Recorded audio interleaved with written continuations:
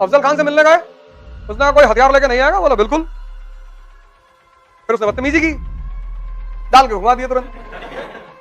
3 चीजें हैं जो अगर तुम्हारे पास हैं तो तुम दुनिया के सबसे धनी आदमी हो। डेयरनेस, एंथुसियाज्म और कॉन्फिडेंस। शिवाजी के पास तीनों है। दुनिया में एक जानवर है जिसको आज तक पाला नहीं जा सका, जिसको आज तक पाला नहीं जा सका, जिसको आज तक पट्टा नहीं पहनाया जा सका, और वो है भेड़िया।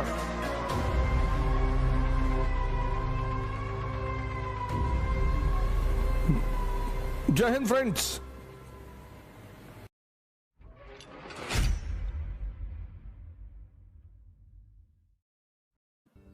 तुम जब भी गुलामी करोगे, जब भी तुम गुलाम होगे, तो उसकी बस एक वजह होगी, तुम्हारी आंतरिक कमजोरी। दुनिया में एक जानवर है जिसको आज तक पाला नहीं जा सका। एक जानवर है जिसको आज तक पाला नहीं जा सका, जिसको आज तक पट्टा नहीं पहनाया जा सका, और वो है भेड़िया।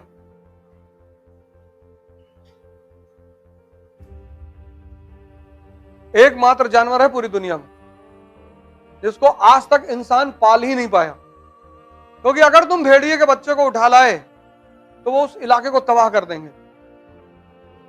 बड़ा गजब का सोशल संगठन है उनका। भेड़ियों में स्त्री को लेकर कभी लड़ाई ही नहीं होती। भेड़िया जो समाज है, वो जो बुजुर्ग भेड़िए हैं, वो शिकार पे नहीं जाते। जवान शिकार करते हैं, वो लेकर आते हैं, पहले बुजुर्गों को देते हैं, फिर खाते हैं। उनको तुम बंदी बना लो, मौका पा जाएंगे तुमको फाड़ डालेंगे, चाहे जितना खिलाओ। इसलिए आज तक भेड़ियों को गुलाम नहीं बनाया जा सकता।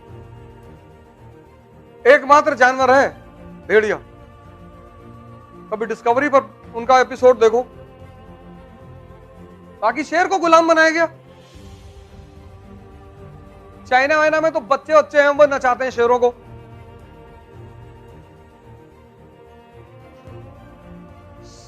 ताकत कहां है? अपने अंदर उत्साह। 3 चीजें हैं जो अगर तुम्हारे पास हैं तो तुम दुनिया के सबसे धनी आदमी हो। एक, डेयरनेस, तुम रिस्क लेना जानते हो। 98% लोग डर मरे हुए हैं। भैया मान लीजिए आईएएस की तैयारी करें और नहीं हुआ तो एमएलए का चुनाव लड़ जाना। अरे ऐसे थोड़े होता है भैया।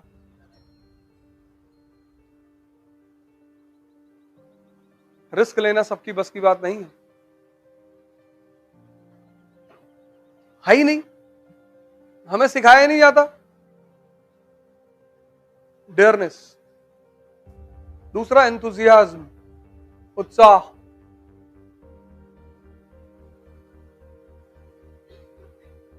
अगर ये चीजें बाजार में बिकती तो अमीर हमेशा अमीर ही होते। वो इस पे मोनोपोली कर लेते और सिर्फ अपने बच्चों को खिलाते एक टेबलेट, ये ले उत्साह का टेबलेट खा ले। डेयरनेस, एंथुसियाज्म और कॉन्फिडेंस, करेंगे तो हम ही।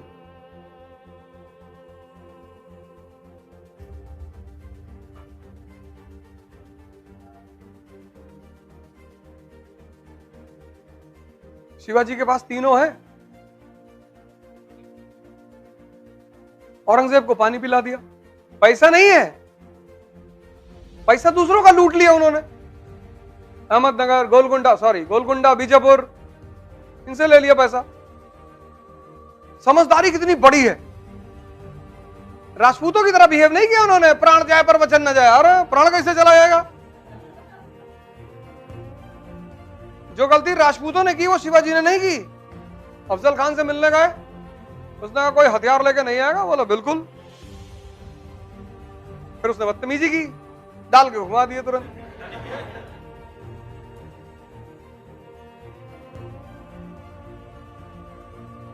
जो आदमी जिस भाषा को समझता है उससे उसी भाषा में बात करोगे ना। फिर अब अफजल खान को मार दिया, बीजापुर के सरदार को, अरे और हिंदुस्तान का आदमी तुम इतना करो, इतना गाता है कि भैया अफजल खान का हाथ पकड़ लिए छुड़ा ही नहीं पा रहा था।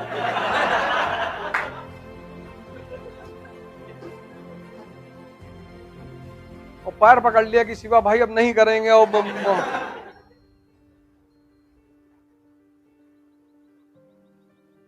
अफजल खान को मारे मारे मुगल सूबेदार का अंगूठा काट लिए, शाइस्ता खान। सोचो कितना बेइज्जती हुआ होगा उसका, कटा अंगूठा लेके दरबार में गया कि भैया उसको मारे ही नहीं, अंगूठा काट लाए कि जाओ अपने बॉस को बता देना कि अगली बार तुम्हारा गर्दन काटेंगे और तुम्हारा बॉस का भी काटेंगे। लेकिन उस आदमी के पास एक गुरु है, रामदास।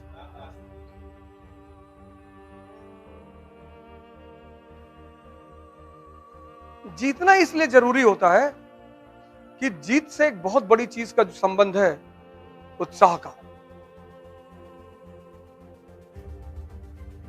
और जो हार के उत्साहित है वो तो भगवान है, उसको तो तुम हरा ही नहीं सकते। इसलिए मिडिल क्लास का आदमी बहुत परेशान होता है। मिडिल क्लास के आदमी को इज्जत का इतना डर रहता है जैसे लगता है कि मुगल बादशाह के घर के हैं। मिडिल क्लास का जो लड़का है उसके ऊपर इतनी चीजें थोपता उसका परिवार, तो देखो नाक मत कटाना, अरे कान कटवा लो।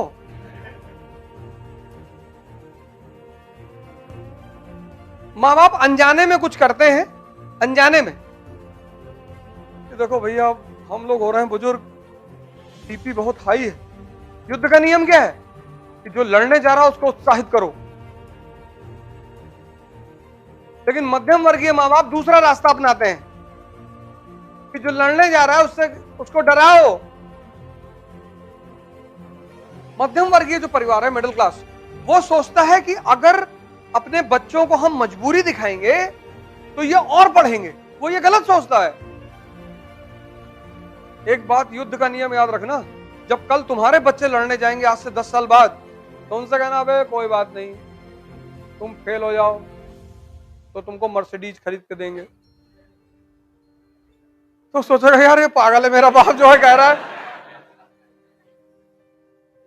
कि तुम 4 अटेम्प्ट आईएएस दो, अगर तुम्हारा नहीं हुआ तो मर्सिडीज की चाबी हमसे ले जाओ। खुलकर खेलेगा वो कोई, क्योंकि सबसे समाज तो वैसे ही डिप्रेस कर रहा है। समाज तो वैसे ही डिप्रेस कर रहा है, अगर परिवार भी करेगा तब।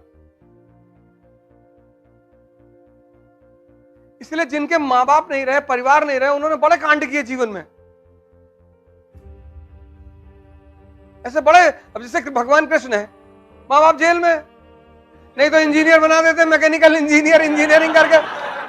कोई जानता उनको?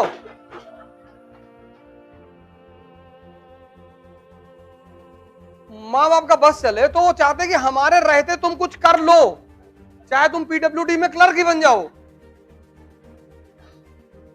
माँ बाप की 2-3 तमन्ना बहुत बड़ी बड़ी होती है। एक, हमारे सामने तुम नौकरी पा जाओ, और दूसरी तुम्हारी शादी हो जाओ, हम तुम्हारे बच्चों को खिला लें।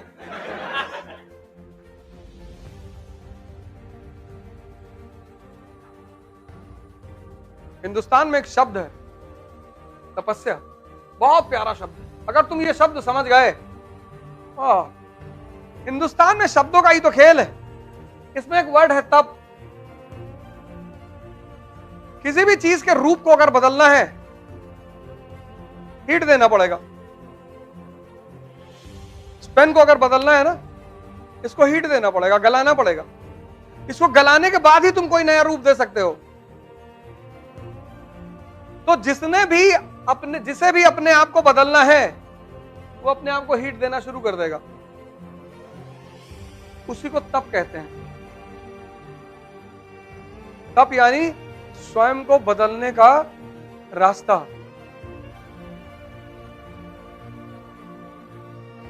कोई भी चीज तुम्हें अगर पानी है, कोई भी,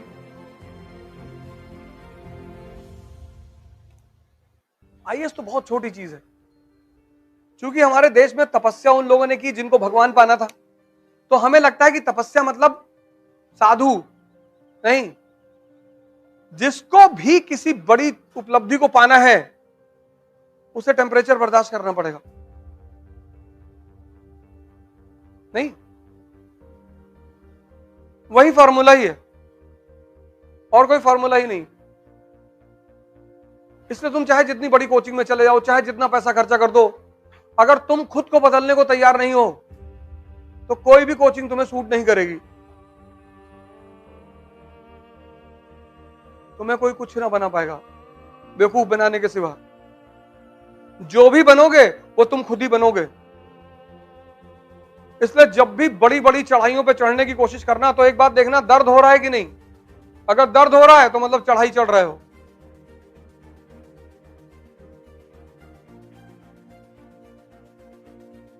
तुमको अपने आप को बदलना होगा। से तो आईएएस की तैयारी में इतने लोग आते हैं, आधे ज्यादा 70% तो पहले ही निकल जाते हैं, क्योंकि इसका जो पहला चरण है खुद को बदलना वो बहुत खतरनाक है। इसका पहला चरण ही तो खतरनाक है। अब तुम कॉलेज में कहां, तुम कॉलेज में 8 घंटा पढ़ने के आदी थे।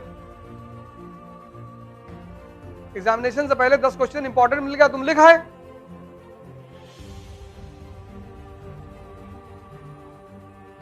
उसके बाद या तो तुम घर की राजनीति कर रहे हो या मोहल्ले की और या गांव की, और कोई नहीं मिला तो प्रदेश की।